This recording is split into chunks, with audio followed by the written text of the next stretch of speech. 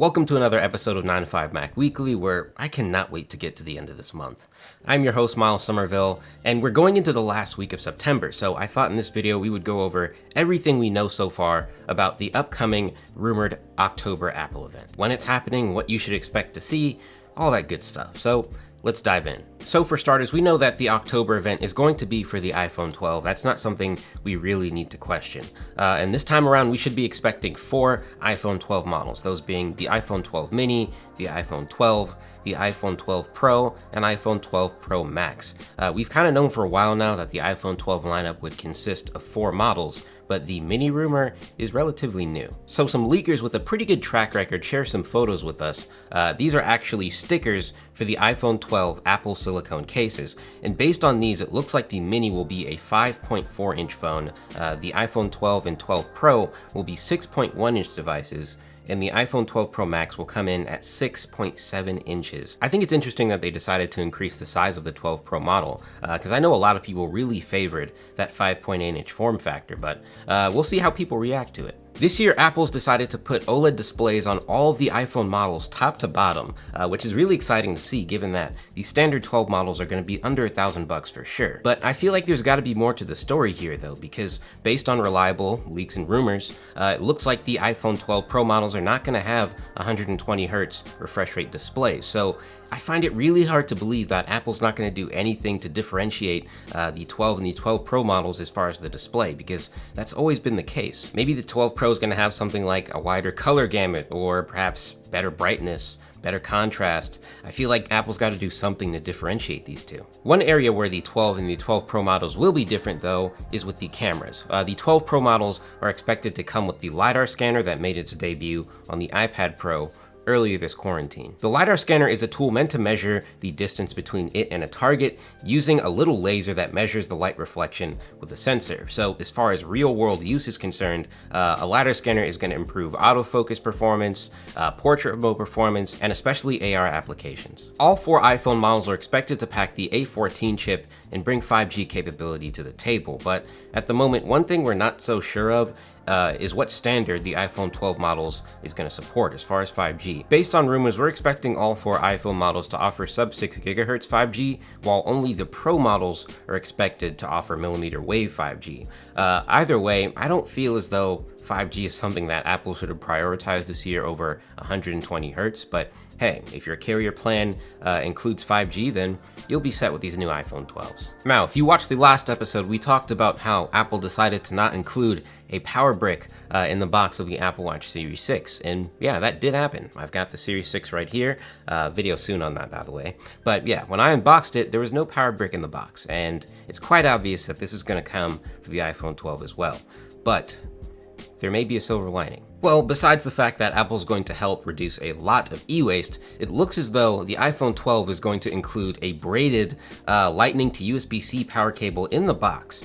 This was rumored by known leaker Love to Dream back in July, but now we have some alleged photos of what we should expect to get in the iPhone 12 box. And this is honestly a really nice trade-off in my eyes, because we know how garbage the OEM Apple charging cables were. You see tons of them just beat up and broken everywhere, so it's good to finally get a slightly higher end cable. Design-wise, we all know what to expect with the iPhone 12 at this point. It's pretty much confirmed that we're getting the flat-edged iPhone 5S type design across the board for all 4 models. And I think Apple's going to continue their tradition of having the 12 and the 12 Pro models use different materials as far as the frame is concerned. So the 12 models are likely going to use an aluminum frame, and the 12 Pro models are going to have that slightly more high-end stainless steel frame.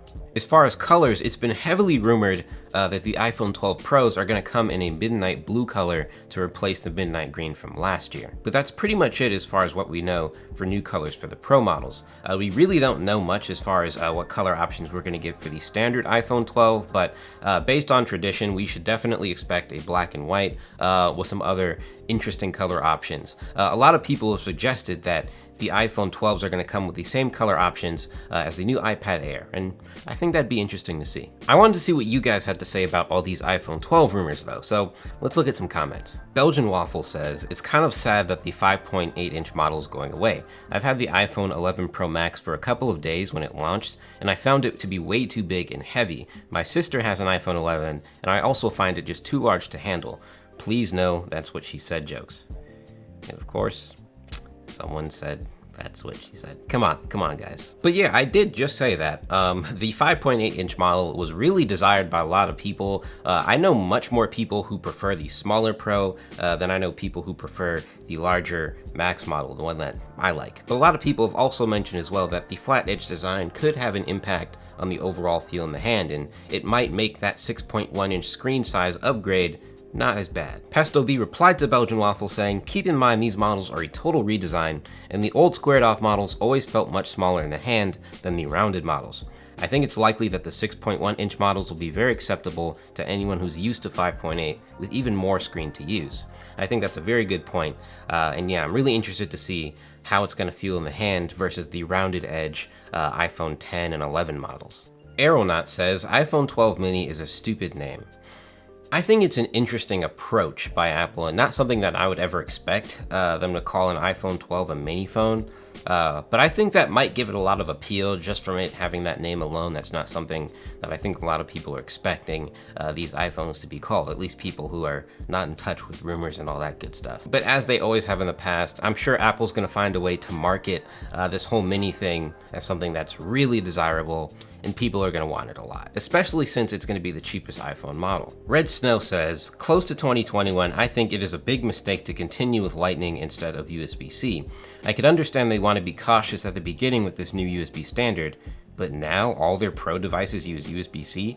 I hope iPhone 12 Pro switches to USB-C, or at least I will extend my iPhone 6s life a little bit longer. And yes, I agree. I think every Apple device should just have USB-C. I think that ultimately makes more sense, but people always forget that Apple licenses Lightning. They make money off of that port, so I don't really see that going away anytime soon. I think the iPhone is probably going to retain Lightning for the foreseeable future. Maybe in like 3 years or so, it might go USB-C, but from what I've heard personally, I think it's probably just going to go from Lightning to portless sometime in the future. Daniel G commenting on the Apple braided lightning cable photo says, and it still has a lightning connector at one end. Wow, people really don't want lightning anymore. I think it's time, Apple. It might be time. People begged for the iPhone 5s body style back, and you gave that to us, so I mean, you could give us USB-C too. Caplag commenting on the iPhone 12 mini rumor says, gross! For the love of Jobs. For the love of Jobs, really? For the love of Jobs, can't they just make and market a phone I'd be happy with again? Just call it iPhone, please. It's not mini, it's the first normal-sized iPhone in years. It deserves to just be an iPhone. We've already had just the iPhone. Why not switch things up? And why does the name matter? It's all about how the phone performs, how it operates, how fast it is, you know, how it works for you. What does the title really have to do with anything? If I decided to call the iPhone 12 the iPhone, then I mean, what would be different about it other than the name? It's still gonna have A14 processor, 5G, no 120 Hertz, LiDAR scanner, all that good stuff. So at the end of the day, the name really does not matter. And we know the name doesn't matter because people don't even say the names right. For example, iPhone 10, it's called the iPhone 10. People just insisted on calling it iPhone X, iPhone XS, XS Max. But yeah, at the end of the day, the name doesn't really matter, and so you don't have to be so upset. Now, as far as when this event could take place, well, there's only 4 Tuesdays in October, and I think if Apple's gonna host this event on October 6th, we would have known about it by now. So my money is on the 13th of October or the 20th, but I think the 13th makes the most sense. I think having it slap dab in the middle of the month is an Apple move. I think that's what they would do. So I would have my calendars marked for that day, if I were you. Now, the iPhone 12s are obviously not the only products currently in Apple's pipeline. We've been seeing a lot of the rumored Apple AirPods Studios and the Apple AirTags, and Apple did state that we should be getting the first Silicon Mac sometime this year. So what should we expect to see in October? The Apple AirPods Studios are Apple's rumored pair of premium over-ear headphones essentially meant to behave the exact same way as the current AirPod Pros, just in an over-ear form. We've got some leaked images and videos of what they should look like, and while we don't really know where these are in the production phase, I think we should definitely expect to see these before the end of the year, and launching them alongside the iPhone 12 makes sense. It's a mobile product to go alongside your mobile device, so we'll just have to see. What I think is much more likely to be revealed though this October event is the Apple AirTags.